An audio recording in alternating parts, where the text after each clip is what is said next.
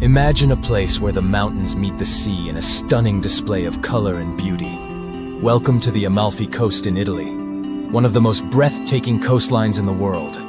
This 50-kilometer stretch along the Sorrentine Peninsula is famous for its dramatic cliffs, pastel-colored villages, and crystal-clear waters. Did you know that the entire coastline is a UNESCO World Heritage Site? That's right. The towns here, like Positano and Amalfi, are not just pretty faces.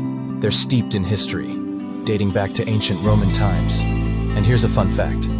The Amalfi Coast is known for producing some of the best lemons in the world, which are used to make the region's famous limoncello liqueur. But it's not just about the views and the food. The Amalfi Coast is also a hiker's paradise.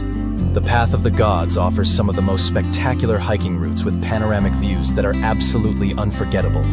So, if you're dreaming of a Mediterranean escape, the Amalfi Coast should be at the top of your list.